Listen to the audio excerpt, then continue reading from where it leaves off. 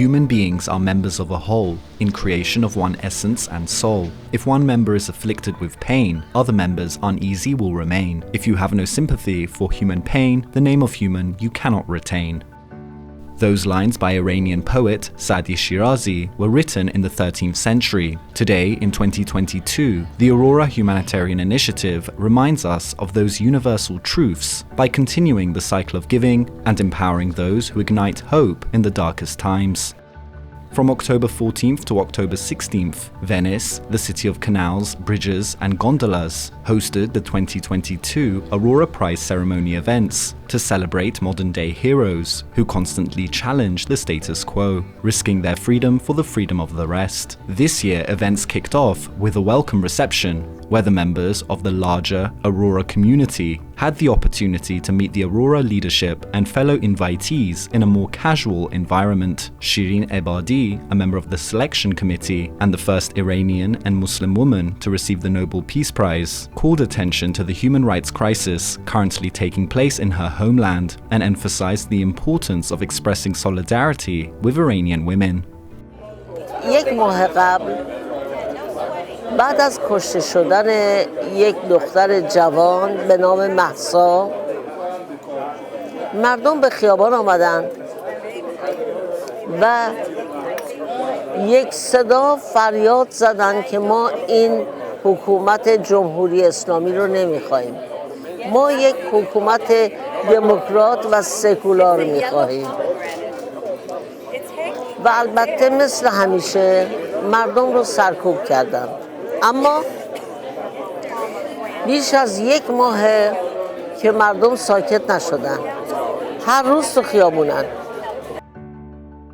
This year, the traditional Aurora Dialogues event was a tribute to the 2022 Aurora Humanitarians, aimed at shining a light on the courageous work of this year's humanitarians. Jamila Afghani champions women's rights in Taliban-ruled Afghanistan. Mahineour El-Massry has been at the epicenter of protests in Egypt since 18 years old, fighting dictatorial regimes and defending political prisoners. Hadi Jumaan negotiates for the exchange of war prisoners and recovers remains from the flames of war-torn Yemen.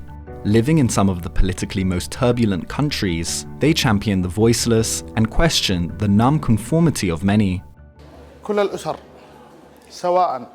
There have been many times that I have felt that I need to stop, that I am losing hope, that I cannot keep up with this work anymore. And every time I stop, I receive a call from a family. They drive me to continue. The gratitude of mothers, of prisoners of war, drives me to keep on going.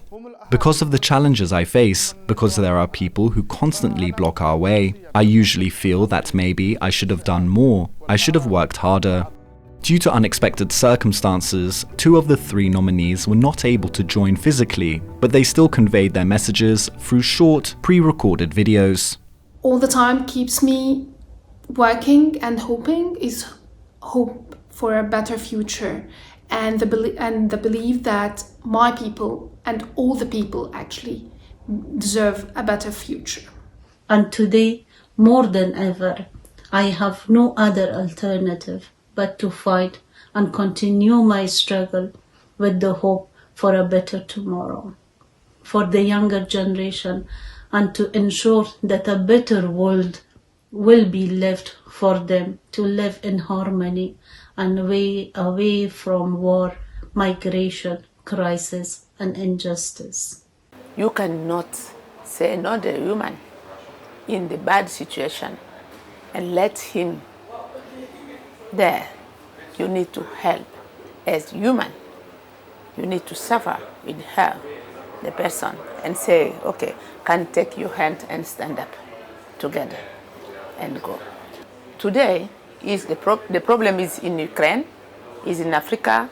You think that is far away from me, from where I am.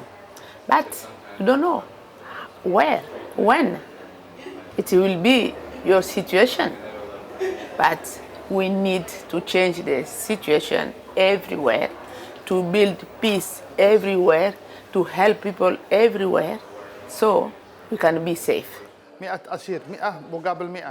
We are forgotten. We are people without an identity. Can you imagine? In order to travel and to be with you here, it took me 3 days to be able to leave the country, moving from one place to another, across very perilous roads. You or heard about Aurora. I never knew its mission, but at that point, I was in deep despair for the lack of humanity, and I never imagined that there was someone out there who could think of us.